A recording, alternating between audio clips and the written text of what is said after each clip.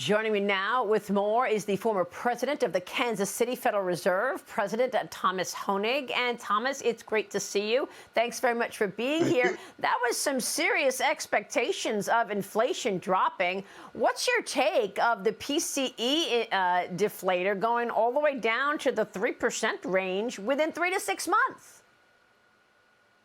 Well, I think anything's possible, but there is a lot of inflation embedded in the economy right now, not just with energy, but across a large group of goods. And I noticed that Kathy says that there's big inventory buildups and so forth.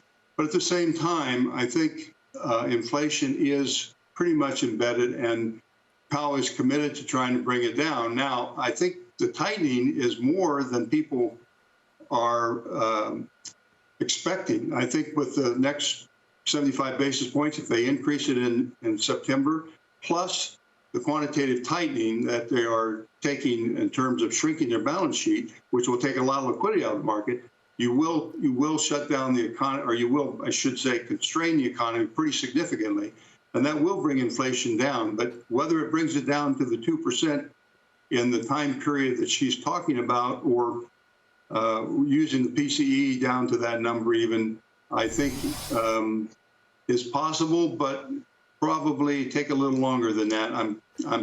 I suspect. Thomas, I always like to remind our viewers that you were the one dissenter at the Federal Reserve back in 2010 when your colleagues at the Fed were throwing all this stimulus at the economy, and you said, no, it's too much. You were right. In retrospect, all that stimulus stoked inflation to 40-year highs. I want to get your take on where you see things going now, because you just mentioned it. It's not just the fact that the Fed is moving on interest rates.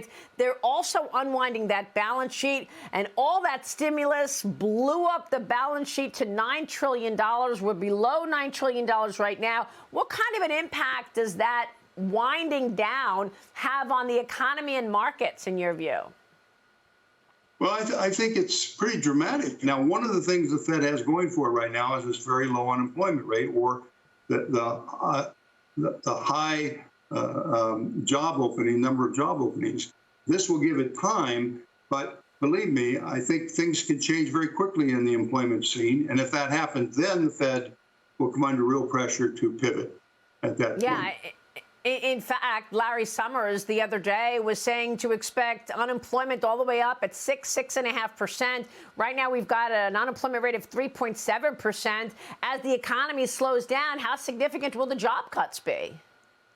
I think if we have a significant slowdown because of both the interest rate increase and the tightening, the shrinking of the balance sheet, which puts constraints on the economy, then we could have a significant sudden increase in unemployment, and that is where I think the pressure will then fall on the Fed. And if that happens before the inflation numbers are down closer to the 2 or 3%, then that puts enormous pressure on the Federal Reserve, and whether they can resist it, given higher unemployment, will be a big question mark in everyone's mind. I think it will be difficult for them at that point. Hopefully, inflation will come down enough that when they pivot, it won't be so disruptive in terms of renewing inflation impulses in the economy. Well, I could talk to you all day. We have so much more to touch on. Thomas, I so appreciate you joining us this weekend, and we look forward to your appearing on Mornings with Maria soon on Fox Business. Thanks very much for being here. Thank you for having me. Good day. All right, Thomas Hoenig joining us.